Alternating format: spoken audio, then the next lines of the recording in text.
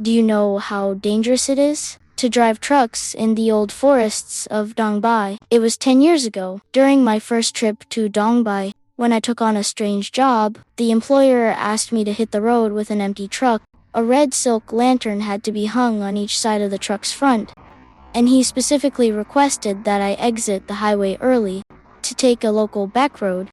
That back road was flanked by deep old forests on both sides. It was very difficult to navigate. Night had already fallen by the time I left the national highway for the trail. The sky was filled with a startling bout of thunder and lightning. It looked like it was about to pour. At that moment, I caught sight of a faint light on a hillside not far from the road. Looking closely, it was a man digging a hole. I stopped the truck, walked up, and said, "Brother, it's starting to rain. Let me give you a lift." Only then did I notice a woman wrapped in a straw mat lying next to the man. Her face couldn't be seen clearly, but I could vaguely make out a skirt and high heels. I wondered, could this place still have customs of nocturnal burials? The man didn't seem surprised by my arrival at all. His numb face remained completely expressionless. He glanced behind me at the taxi. Out of the blue, he muttered, "Bella, be careful driving on the road ahead." After all that trouble, when we reached the forest farm destination, I told my cousin about what happened. He was startled. He slapped his thigh and said, "Have you ever seen anyone digging a grave camp in the middle of the night? That's damn murder and body disposal." I had taken this job based on my cousin's guarantee. Seeing his terrified expression, I waved my hand dismissively. "Hey, look, kid.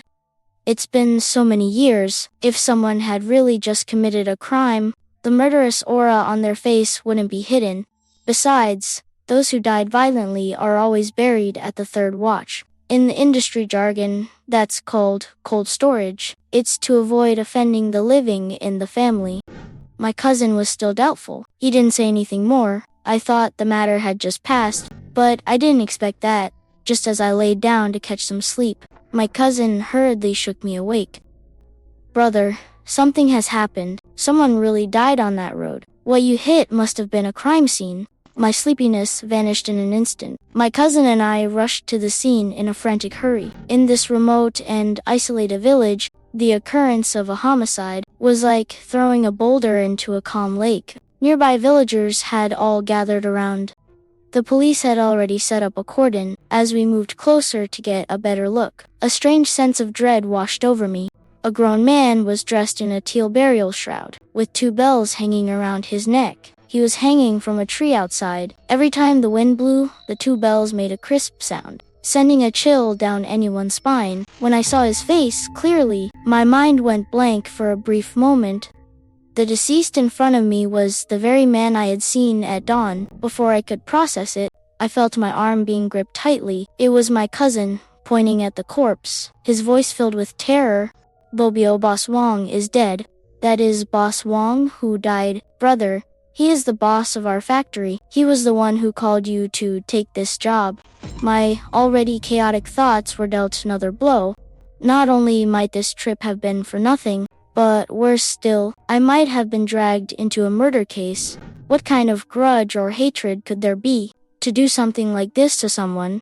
Indeed, it is. Not only did they take the life of the Wong boy, but they are out to bring disaster to his entire family, wiping out his entire lineage. At this moment, 2 elderly men sitting nearby, chewing on their pipes, caught my attention. I stepped forward and offered them each a cigarette. "Here you go, Uncle. What do you mean when you say the deceased's whole family is cursed?" One of the elderly men in gray, holding a hoe, took a drag of his cigarette. "You must be from out of town, right? It's normal that you don't know. Have you ever seen anyone wearing a green burial shroud in real life? This is a case of the deceased being plagued by corpse poison. Their bloodline is doomed to end." Another uncle with a slight limp added, "These 2 bells are even more ruthless. In our local area, they are called soul-binding bells. Once placed on a corpse and hung upon that crooked tree, they capture the soul, trapping it forever and ever, locked upon the crooked tree, unable to ever be reincarnated." Although I had some expectations, I didn't think it would be this cruel. Did Boss Wang offend many people while running the forest farm? I pressed further, and the limping uncles spat on the ground. We watched that Wang boy grow up. He was an ambitious and hardworking child. He always hired villagers to work at his forest farm, and the pay was quite good too. The uncle in the gray clothes also indignantly pounded his hoe, expressing his agreement. Judging from their reactions, Boss Wang had a good reputation in the village and didn't seem to have any enemies. I guessed that perhaps the problem lay with the woman, so I asked about the deceased. What was that woman's identity? Was she Boss Wang's wife? The two old men looked at me with confusion. Hey, wasn't there only one corpse at the scene? Where would a female corpse come from? Besides, Boss Wang's wife has been dead for many years. I was momentarily speechless. The female corpse had actually disappeared. I felt that things were becoming increasingly complicated. I looked toward the police investigating the scene. Outside the cordon, officers were questioning the villagers. A white-haired old man holding a cane was directing the villagers to come forward one by one. He looked like the village chief. I hesitated for a few seconds, then strode toward the officers. My cousin tried to stop me several times but failed. Walking up to them, I gritted my teeth and called out, I saw the deceased last night, but it wasn't just one corpse. There should have been a woman, too. You should go and look for her. Wrapped in a straw mat, it was likely for a burial. Perhaps it's related to this matter. I stayed at the police station to assist with the investigation. I waited until the afternoon. The officers who went to the scene finally returned. They searched the entire area, but they couldn't find the woman's body at all. The veteran officer in charge introduced himself as Captain Su. He questioned me 3 times repeatedly. Are you sure there was another female corpse? I nodded. Last night, after I left the national highway, I had my high beams on the whole way.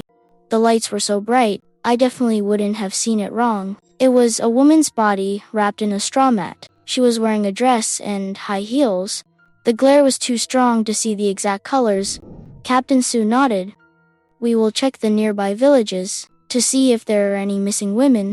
After saying that, he told me something else. Although they didn't find the woman's body, during the search process, they found a grave pit that had been filled in. Because of the heavy rain, it didn't catch the police's attention at first.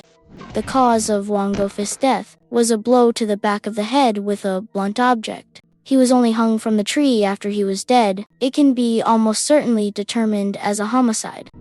Hearing this, my heart tightened. That meant my suspicion was cleared just a bit more.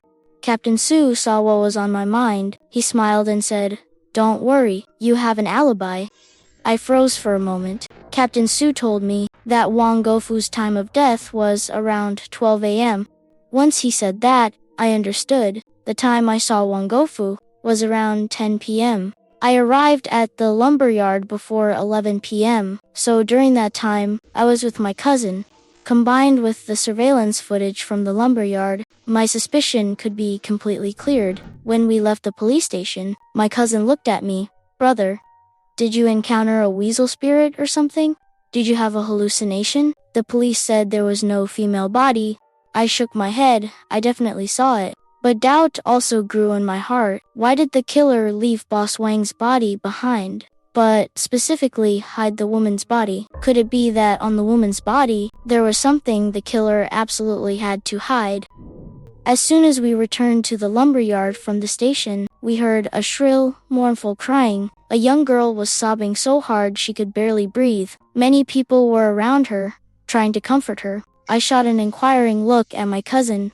My cousin's voice was full of obvious heartache. That's Wang Jing. She's the boss's only daughter. After her mother passed away from illness, father and daughter had relied on each other since she was a child. She must have received the tragic news and rushed back from the provincial capital. Sigh, why does heaven always bully good people? After saying that, my cousin hurried over to Wang Jing. I let out a sigh. I had hoped to settle the final payment for myself, but seeing Wang Jing so heartbroken, I couldn't bring myself to speak up for a moment.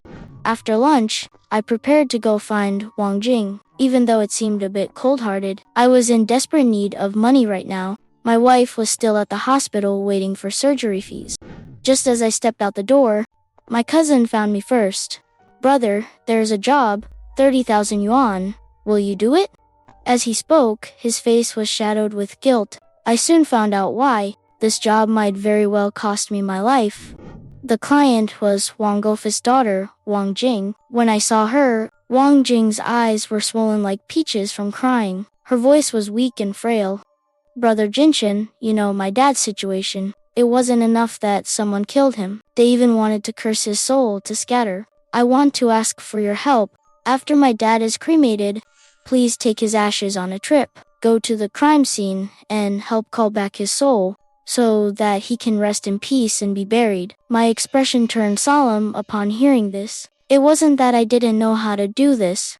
My real name is Ma Jinshan. Those who know me call me Mahaizi. Whenever there's a major event, highwaymen, or strange occurrences, people always ask me to lead the way.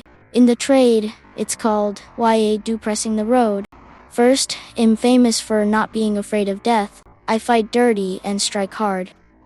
That's how the name Haizi came about. Second, if I truly encounter anything bizarre, I have a few tricks up my sleeve. But this time, the situation was different. Calling the soul for someone who died a violent death often leads to trouble. When a person dies with a grievance held in their breath, that breath, if carried by the soul, becomes a sha, malevolent spirit. My master once said that in our line of work, the greatest fear is committing an offense while knowing the risks, and failing to show proper reverence. Sorry, I can't take this job. You should find someone more capable." Wang Jing's face visibly collapsed with disappointment. "Brother Jinshin, as long as you finish this trip, it'll settle the 30,000 yuan immediately. Plus the payment for the trip my dad had you run earlier, it'll count that as 20,000, and pay it all to you together." My cousin also chimed in from the side. "Yeah, brother, I know your fate is strong enough to handle it. Only you can settle this matter. Zhao Jing is just trying to be a filial daughter. Please, think about it again." I knew this kid had feelings for Wang Jing, so he was selling me out to earn favor for himself. I waved my hand, about to get up, when I suddenly received a text message. It was a payment reminder for my wife's hospital bill. Feeding on the trade between yin and yang damages one's karmic merit. When I was young, I lacked reverence when dabbling in the occult. Now, the retribution had fallen upon those close to me. But I also knew that if I didn't gather the medical fees soon, my wife's condition would rapidly deteriorate. I gritted my teeth. Damn it, I'll do it. I turned my head to look at Wang Jing. The ritual of calling back a soul is not difficult if you know how, but the fear lies in encountering the unexpected. I needed a partner to help me suppress the hearse. Wang Jing looked a bit troubled. "You might not know this, but my father forbade driving on this night route. Several of our company's drivers have already met their end on this road. I had also asked the drivers at the forestry station, and as soon as they heard about running this night route, they were scared pale. Only then did I realize my cousin had completely sold me out. He had coaxed me into coming all the way to the northeast, since nobody dared to take this job. But what bothered me more was, if Boss Wang had entered this night route himself, why did he go there in the first place? Even if he were burying a body, there was no need to take such a long detour. This was very strange. I sighed to myself. It seemed this journey would be even more dangerous than I had imagined. "Listen, Miss, I'll be up front. First of all, I do need the money, so you need to pay me first." Wang Jing didn't hesitate at all, and 50,000 yuan was transferred immediately. I sent the fee directly to the hospital's account, which solved the immediate crisis. Only then did I speak up. "I do understand this business. To put it bluntly, this is dark work, yin work. But for me to take this job, you cannot hide anything from me." As I spoke, I stared into Wang Jing's eyes. "Do you think your father would kill anyone?" Wang Jing became agitated, about to deny it, but after a pause, she said, "Generally, no. Unless he was pushed to the edge." He went from a simple village farmer To the owner of a forestry station, there must be a ruthless streak in his bones. But I can't imagine anyone harboring such deep hatred against him. I nodded. After your mother passed away, did your father start seeing anyone new? Connecting it to the missing female corpse, I had a hunch that this was likely a tragedy stemming from a romantic dispute. This time, Wang Jing's attitude was firm. No, after my mother died, my father remained single. He poured all his heart into me and the forestry station. I can handle things on my own now, so logically, he should think about his own happiness. But I've never seen him with any other woman. Is it possible your father had a lover on the side? Or perhaps he was involved in someone else's relationship, something inconvenient to bring to light? Wang Jing thought for a moment and did not deny it. My father is quite stubborn in his ways. He keeps many things to himself. I cannot rule out what you said. I stood up. I see. I understand. The dead are gone. My condolences. As I said this, I looked at my cousin beside me and felt a surge of anger. We're leaving, and you're still staring. Your eyeballs are about to fall out. My cousin shook his head sheepishly, gave Wang Jing a few more words of comfort, and then caught up to me. I looked at him with disdain, checking out the girl. Were you? You were bragging outside, making a total mess of things. I was just thinking that saving a life is better than building a 7-story pagoda, wasn't I? I waved my hand. Get out of here. Hurry up and get the supplies ready. Let me tell you, this thing is seriously eerie. My cousin was taken aback, his eyes widening instantly. What? You want me to come along? You're the one who took the job. If you don't, go who will. My cousin's voice trembled with a hint of a whine. Brother, maybe I shouldn't go. You're more than capable of handling it alone. I rolled my eyes at him. In a moment, I'll go tell Wang Jing that you, kid, are unwilling to help with the hearse, and that I can't take this job. My cousin panicked. Don't do that? Who said I'm scared? I am definitely going. 2 days later, Boss Wang had been cremated and placed in an urn. When it grew dark, my cousin and I set off in the car. My cousin was clutching the urn, looking completely reluctant. Brother, this thing is so ominous. Do I really have to hold it? I laughed. It's your father-in-law. Who else should hold it if not you? My cousin curled his lip. It's not even official yet. I couldn't be bothered with him. While driving, I told my cousin to scream Wang Gofus' name at the top of his lungs. We had covered a third of the journey. Everything was fine, but my cousin was just too timid. Not long after, he asked me, Brother, is this really reliable? Why do I feel a chill down my spine? I glanced at him. You're holding that thing? The yin energy is so thick. How could you not be cold? My cousin was nearly crying. I'm not afraid of the living, but the dead are different. He won't turn into a vengeful spirit and haunt me, will he? I shook my head. That shouldn't happen. If we successfully call Boss Wang's soul back, everything will be fine. But if we can't, well, I suspect we won't make it back alive either. Before I could finish, I smelled a stench of urine. My cousin had wet himself, with a miserable face. Brother, is it too late for me to get out of the car now? I cursed. Look at you, such a coward. Don't worry, I'm here. If anyone dies, it'll be the first one to go. My cousin hurriedly spat. Hey, don't talk about death, it's unlucky.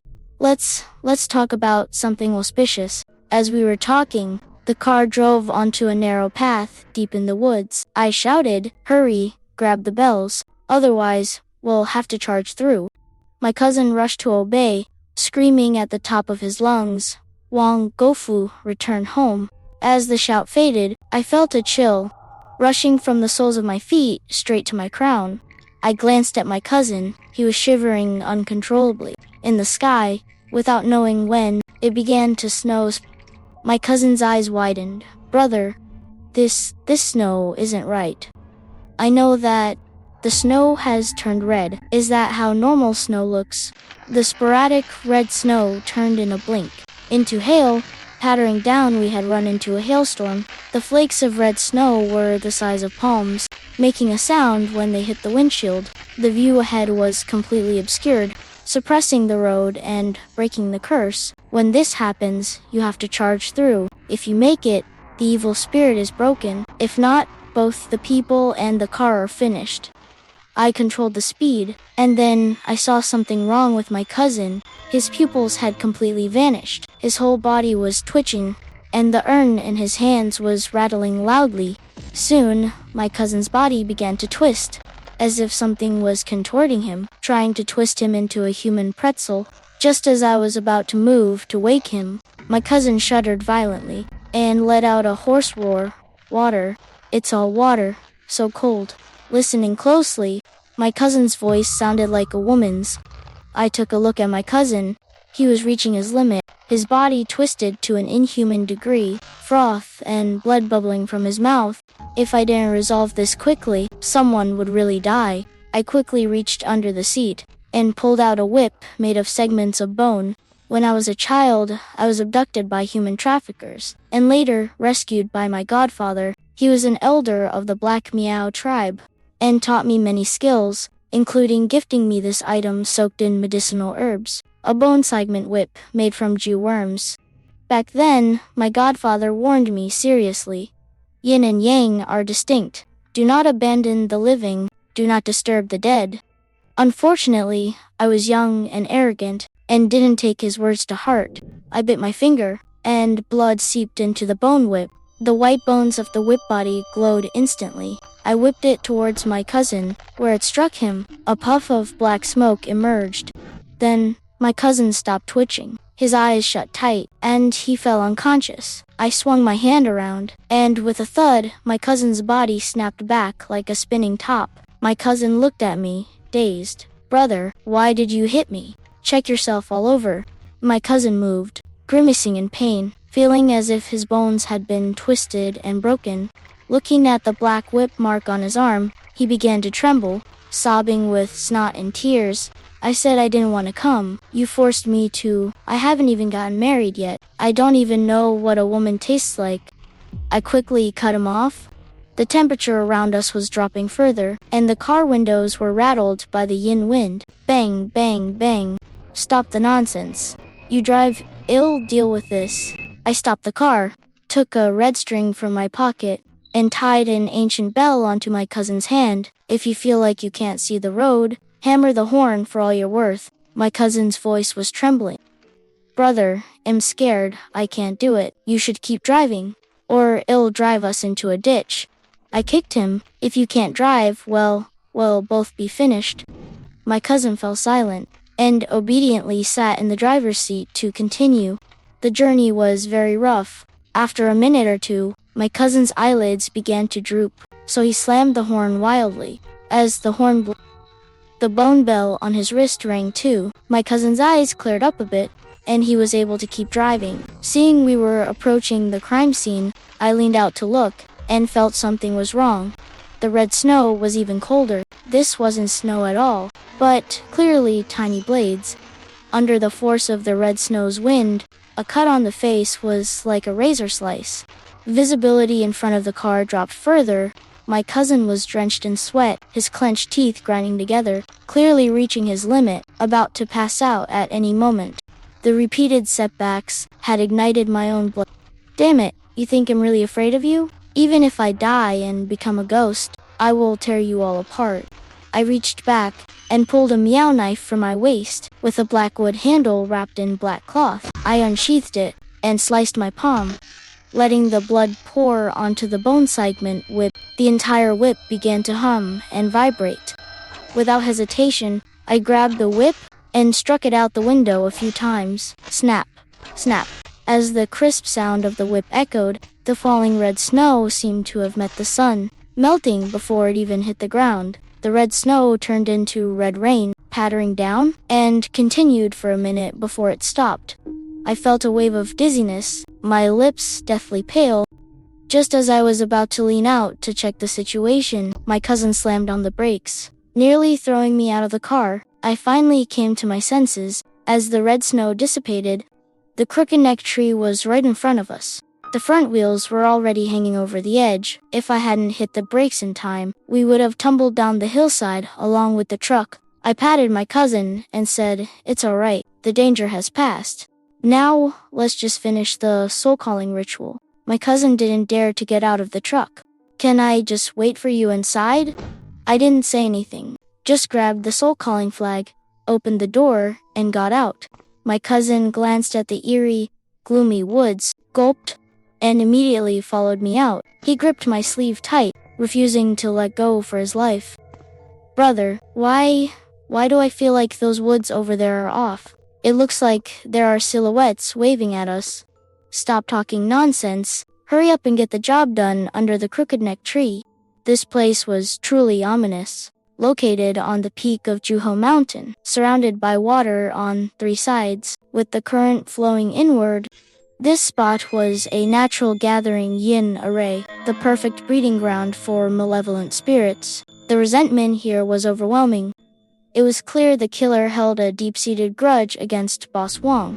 Hearing my words, my cousin's teeth began to chatter, and his grip on my arm started to shake. When we got within a few meters of the tree, a gust of icy wind blew, scaring my cousin so much he jumped. "Magic hands," he cried out. The ashes were already scattered all over the ground. "Stop being so jittery. Damn it. Do you want to get ash in your father-in-law's mouth?" My cousin swallowed hard. Ghost fire. Following the direction he pointed, I saw several pale blue will-o'-wisps floating toward us. They moved fast. As they approached, a sharp, sinister laugh echoed. At the same time, the silhouettes hiding behind the trees in the distance began to slowly emerge. Their faces were expressionless, yet their gazes were razor. Sweat beaded on my forehead. I knew this would be tricky. Clutching the soul-calling flag, I quickened my pace. Reaching the spot where Boss Wong had hanged himself, my cousin set the urn down and lit 3 sticks of incense. I held the flag high, circling the tree repeatedly. "Wong Go Fu, may your soul return. It's time to come home." A small, faint ghost fire seemed to be beckoned, trying to float over, but it was blocked by the other flames. Meanwhile, the sounds coming from the valley grew increasingly shrill and sharp. "Brother, this incense is wrong. Why is it burning so slowly? And, look, aren't those figures getting closer? What are they doing?" I ignored him, drew my meow saber, and sliced my palm open. As the blood spilled out, my face turned visibly pale. This time, I was truly giving it my all. Feeling the atmosphere grow colder and more frigid, I dripped the fresh blood onto the 3 sticks of incense. Almost the moment they touched, they exploded into a ball of fire. The incense burned rapidly, and the weakest ghost fire suddenly surged in size, breaking through the blockade of the other spirits and charging into the soul-calling flag. The 3 incense sticks burned down to ash in that instant. "Run faster." As soon as I spoke, my cousin took off. I cursed under my breath, grabbed Boss Wang's ashes, and chased after him. The group of shadows closing in, seeing us dash into the truck, also picked up their pace. They even started to sprint toward us. I dove into the driver's seat, and as I slammed the door shut, they were only 8 meters away. Bang, bang, rapid-fire thuds. The sound of scratching came from outside the door, accompanied by that maddening sound of claws scraping against the metal body. I bit my lip, pulled out the bone-joint whip, spat a mouthful of blood onto it, and thrust it out the window, lashing out hard twice. As the crisp crack of the whip rang out, the laughing voices around us, which sounded human, instantly turned into shrill, miserable shrieks. The shadows surrounding the truck seemed to be deterred, stunned into place for a moment. Seizing the opportunity, I started the engine, floored the gas pedal, and charged out of the cursed, ominous mountain pass. The rest of the road back was uneventful. But after we returned to the timber yard, my cousin, due to extreme fright, came down with a high fever that night. Fortunately, he remained conscious. I asked him, "What did you dream about on that road? Why did you keep saying you were so cold?" My cousin thought for a moment, still feeling lingering fear. Hey. In the dream, I think I turned into a woman. Oh, it felt like I was Boss Wang's lover. Yeah, we were on a date. At the end of it, sigh, I think I fell into a pond. Ugh, the smell around me was awful. My whole body was soaked, so I felt really cold. You must have been visited in a dream by that female corpse. My mind raced, pondering the true identity of this woman. Why didn't even Wang Jing know she existed? And the dream my cousin described, could it be that her body was hidden in a pond? I found Wang Jing and told her the mission was complete. Wang Jing was very grateful and insisted on treating me to a meal. She looked terrible, with heavy dark circles under her eyes, completely drained of energy. At the dinner table, Wang Jing brought up a topic. These past 2 days, I keep dreaming of my father. It feels like he has some unfinished business. My cousin chimed in. Is he worried about you? I don't know, but I feel like there's something else. I had been holding a question in my mind, so I asked back then, what was the purpose of your father asking me to drive an empty truck? And why was it so crowded? I asked my father that too, but he wouldn't say. He was extremely anxious at the time. He first asked the veteran drivers at the yard, but no one was willing to take the job, which is how he ended up finding you. There's one more thing I can't figure out. When your father first saw me and saw the red lantern hanging in the truck, he definitely recognized me. So why didn't he acknowledge me? Oh, by the way, how is the investigation into the woman going? If we find her identity, many problems will be resolved. Wang Jing looked disappointed. The police canvassed the nearby villages, but no one has gone missing lately. And there's something else strange.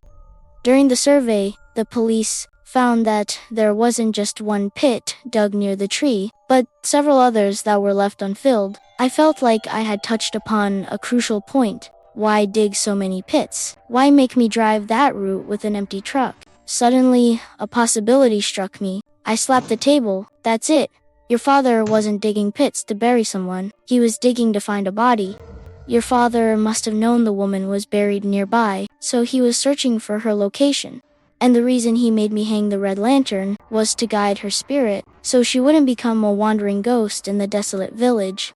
If that were true, then the killer who murdered the woman and the one who killed Boss Wong were the same person. My cousin heard this and asked in confusion, if Boss Wong was that stingy, why didn't he acknowledge you? And if he knew where the body was, why didn't he go to the police? Suddenly, he thought of a possibility, his face filled with reluctance. Brother, why don't we just call the police? This place is a mess. If we keep digging, we might end up being silenced, too. I didn't answer. My cousin clearly thought the killer was all-powerful. Such a theory could indeed explain things, but Wang Jing, who had been silent, finally spoke. I don't think my father was intimidated by them. Had been running this yard for years. He was a well-known figure locally. Besides, my father was extremely stubborn. The more you pushed him, the harder he pushed back. No one could make him stay silent against his will. After she said that, the meal fell into an awkward silence. All the questions returned to square one. The identity of the woman. Boss Wong was single. There was no need to hide it. The reason he concealed this relationship must have been to protect the woman. I thought for a moment and looked at Wang Jing. This woman must have been very important to your father, since he was so concerned about her. Did your father have any girlfriends? Or anything else like that? Wang Jing frowned in deep thought. I never heard of my father having any romantic partners. My mother passed away many years ago, and he always lived a quiet life. My cousin chimed in. I know about this. Boss Wong was quite disciplined. I heard the other drivers would go seek out little pink lights, but he never went. I glared at my cousin. He was absolutely tactless. To talk about such unsavory things, right in front of someone's daughter, no wonder he's single. Wang Jing, however, let out a rare smile. She didn't mind the topic, and continued, the timber yard is full of men, so it's unlikely he had a relationship with any other woman. If my father really had a partner, yet hid it even from me, there must be a hidden motive behind it. If you believe it, I can use my connections to have the police check everywhere with water in the village. Wang Jing looked confused. So I didn't hide anything. I told her about my cousin being visited in a dream, and explained this kind of thing isn't exactly open for discussion. Believe it if you do, ignore it if you don't. But we don't have many leads now, so it's worth a try. Wang Jing nodded. That very day, she used her connections. She not only had the police mobilized, but also got the villagers to search, conducting a comprehensive investigation of every pond, canal, and waterway in the village. I thought there shouldn't be any issues from here on. 3 days later, seeing that my cousin's fever had broken, I decided that since things were mostly wrapped up here, it was time to leave. However, Wang Jing found me. Brother Jin, we've checked all the wells, ponds, and canals in the village these past few days, but we didn't find the female corpse. That's not right. Logic dictates that after so many days, a body would have already surfaced, reaching the bloated stage. A corpse of that size shouldn't be hidden that easy. Is it possible the body isn't in the water? Just as I was deep in thought, Wang Jing hesitated for a moment before finally speaking. I know this request is inappropriate, but I still hope you can help me find her. To fulfill my father's final wish, I was about to refuse. After all, I wasn't a police officer. Why would I be investigating a murder case? But my cousin jumped in to make things more complicated. Trying to show off in front of Wang Jing, he patted his chest and said, "Leave it to my brother. Don't you worry, there's nothing in this world my brother can't handle." I glared at my cousin, and he shrunk back, imploring me with his eyes to look at the state Wang Jing was in. Her mental state had been deteriorating every day. She looked like she was barely holding on to life. This reminded me of my own wife lying in her hospital bed, and for a moment, I couldn't bring myself to say no. Wang Jing interrupted at this moment. "Brother Jinshin, regardless of whether you succeed or not, I will always be grateful for your efforts. 10,000 is for your hard work, and if you manage to find the female corpse and the murderer, I will pay an additional 40,000. I hesitated. This sum of money was exactly enough to cover my wife's medical expenses. In fact, I had thought of a possibility over the past few days, but it was only a conjecture, so I hadn't mentioned it. After thinking it over, I spoke bluntly to Wang Jing. "Look, I'm not a professional at this, so I can't guarantee that it'll be able to find the culprit." Wang Jing forced a difficult smile. "If it really turns into an unsolved case, then it must be fate. I believe my father wouldn't blame me either." After comforting Wang Jing, I carefully sorted through the clues. The hardest thing to explain right now is, why didn't Boss Wang call the police? There is also one point I've been dwelling on, and that is the presence of so many holes around the crooked tree. This suggests that before Boss Wang died, he had been digging there for quite some time. But why did he die right after I met him? Could Boss Wang's death be related to me?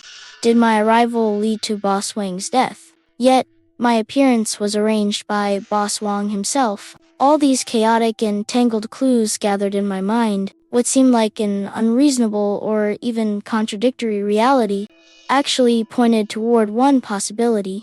That Boss Wang wanted to take revenge with his own hands. He arranged for me to make an empty trip. Firstly, to use the red silk lantern as a guide, so that the woman would not become a wandering ghost. Secondly, to lure the murderer out through my appearance. In the pitch-black night, the truck's headlights are extremely visible even from villages miles away. Just imagine the murderer hiding in the shadows, seeing the truck's lights parked at the spot where he buried the body. How would he react out of a guilty conscience? He would definitely go to the scene to check. This was a trap set by Boss Wang himself, intended to draw the culprit out. And after the incident was reported, I would still be available as a witness for Boss Wang. I suspect that after Boss Wang exacted his revenge, he planned to use the hidden mountain river paths to secretly transport the murderer's body back to the village, creating the illusion that the killer died within the village. Of course, with Boss Wang dead, these could only remain as conjectures. But as for how to lure the killer out, I already had a plan in mind. I would follow Boss Wang's method. It'll break the plan into parts. I took my cousin with me that night, and we made another trip down that mountain road late at night. We kept the truck's headlights on, and parked near Juhu Peak. We then crouched in the low bushes to keep watch. However, this process of luring the snake out of its hole was much tougher than I had imagined. For 5 days in a row, we parked the truck on the side of the road, kept the high beams on, but nothing happened. My cousin was starting to lose patience, bitten by mosquitoes until he looked like a rice dumpling. He kept whining about wanting to go back. In truth, I was also beginning to retreat. After all, this entire plan was built solely on my own speculation. Just as my cousin was becoming increasingly restless, I heard the sound of footsteps treading on stones in the distance. I quickly covered my cousin's mouth, signaling him to be quiet. Not long after, on a secluded path, a sneaky shadow appeared. He walked closer but didn't approach us directly, just peeking around, looking over here. At this distance, I couldn't make out the person's features, but there was no doubt it was the murderer. To ensure I could catch him, I had to wait until he was closer. But my cousin, whose mouth was still being covered, was too nervous, and he stepped on a branch, causing it to snap with a crack. In the dead of night, the woods were deathly silent, so the sound of the branch was far too obvious. The shadow turned and ran immediately. I couldn't bother to scold my cousin, and took off in hot pursuit. I quickly noticed that, although the shadow was very familiar with the terrain, his movements were a bit slow, like an elderly person. After closing the distance, I realized with shock that the shadow was none other than the village chief. With a flying pounce, I tackled the village chief to the ground. After subduing him, just as I was about to start questioning him, I saw my gasping cousin running over. However, at this moment, there was a masked person approaching behind him, the cold glint of a dagger in his hand. I was horrified, and shouted, "Get down." My cousin's one saving grace was that he valued his life, and he listened immediately, hugging his head and crouching down. I picked up a stone from the roadside and hurled it at the shadow behind my cousin. I hadn't expected the village chief to have an accomplice. There was a thud. The shadow stumbled from being hit by my stone, but he quickly regained his balance, gripping his weapon, ready to strike at my cousin again. I drew the meow dao from my waist and slashed at him. The shadow tried to fight me, but my reputation, Mahaizi, was earned through real combat. One flick of my blade, and I sliced through his clothes, tearing his mask in the process. I held the blade directly against his neck. I didn't recognize this person, but judging by his facial features, he looked 7 or 8 parts similar to the village chief. Later, I handed both of them over to the police. Without much interrogation, the two confessed that they were father and son. The female victim was the village chief's daughter-in-law, who worked as an accountant at a furniture factory in the city. The reason they managed to get away with it during previous population checks was that the village chief's son had been working in the city for a long time, and the daughter-in-law was not from the village anyway. Furthermore, the village chief's wife had married from afar and had little contact with her own family. That is why they managed to keep it hidden for so long. Originally, the village chief and his son intended to wait a while, then claimed that the daughter-in-law had accidentally fallen into the river and drowned, thinking they could fool her family and get away with it. But they didn't count on Boss Wang being so persistent, determined to find the woman, which led to everything that followed. As for the relationship between Boss Wang and this woman, what was their actual relationship? The village chief side, he explained the whole story from start to finish. It turned out the reason his daughter-in-law knew Boss Wang was that she worked as an accountant at a furniture factory. And Boss Wang also frequented the furniture factory for business purposes. At the very beginning, it was just a normal business interaction. But as they got more familiar with each other, the two of them started having an affair. As for who seduced whom first, that is unknown. Since Boss Wang and the village chief's son were from the same village, it would be truly disgraceful if this news got out. The woman would never be able to hold her head up again. So, from that point on, the village chiefs would secretly meet with Boss Wang there. There was a villa owned by Boss Wang in that area. Hardly anyone ever went near it, but the village chief happened to catch them in the act one day. At that time, he saw them from afar, hugging and kissing in the car. He didn't need to think twice to know his daughter-in-law was cheating. The village chief decided to tell his son about it. When the village chief's son returned and confronted her, the woman flew into a rage and fought back. She had already had enough of the man's violent temper. Over the years, she had been a frequent victim of domestic abuse. In a sudden outburst of anger, she lashed out at the village chief's son. She told him he was nothing but a spineless coward. He couldn't make any money, and he wasn't much of a man either. Seeing that she was determined to leave him, the village chief's son began to panic. He begged her to stay, but the woman retorted, "Even if I stay ill, keep cheating on you every single day." This infuriated the village chief's son. In a fit of desperation and madness, he killed her on the spot. After killing her, he was stunned by what he had done. He quickly called the village chief. The village chief weighed the situation, and since it had already come to this, they had no choice but to find a way to dispose of the body.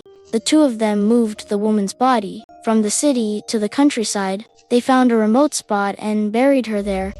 But what they didn't know was, the woman had 2 mobile phones.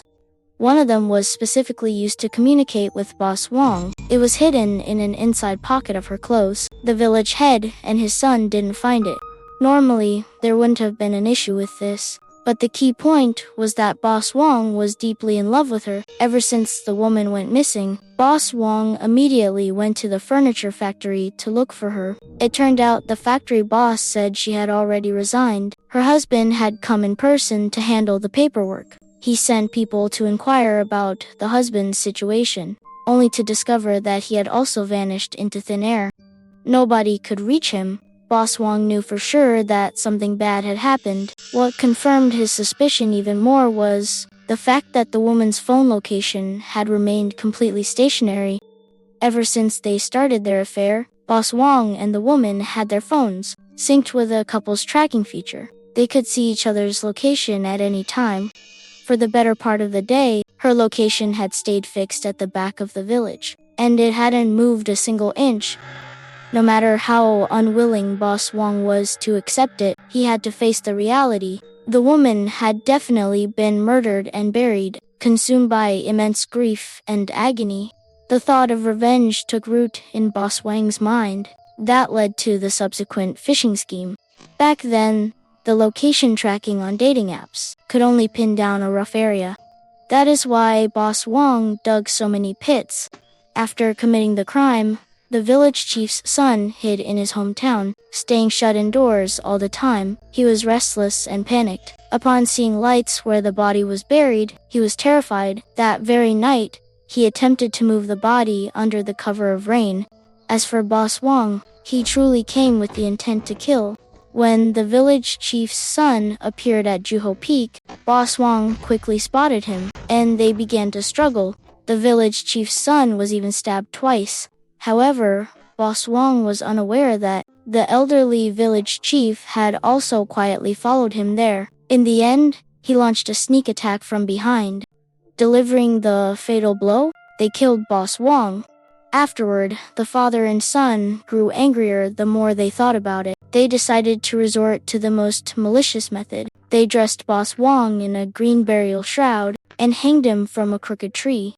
They even moved the female corpse overnight. In the following days, when the father and son saw lights on Juhu Peak at midnight for the second time, they realized it was a trap, so they waited for several days. But the waiting for the unknown was even more torturous. Fearing that their crimes would be exposed, the two men eventually succumbed to the mental anguish and prepared to go and check the situation. That is how they were caught by me and my cousin. As for the location where they confessed to hiding the female corpse, it made all the community police officers' scalps tingle, because this female corpse was hidden inside their own soybean paste vat. The aroma of Northeast soybean paste is extremely pungent, especially that fermented odor, which was exactly what masked the stench of the corpse. The kicker was that the giant soybean paste vat was right at their doorstep. How could those two still be sleeping? This matter ends here. Before I left, Wang Jing gave me another 50,000 yuan. I insisted on splitting half of it with my cousin. As for my wife's medical expenses, I will scrape together some more when I get back. For the short term, it should be fine. About halfway through the drive, I received a notification from my bank. It turns out, Boss Wong had prepared the transport fee long ago. The finance department automatically transferred it to me when the day came. He was certainly a man of his word. What a pity to fall in love with someone one shouldn't have.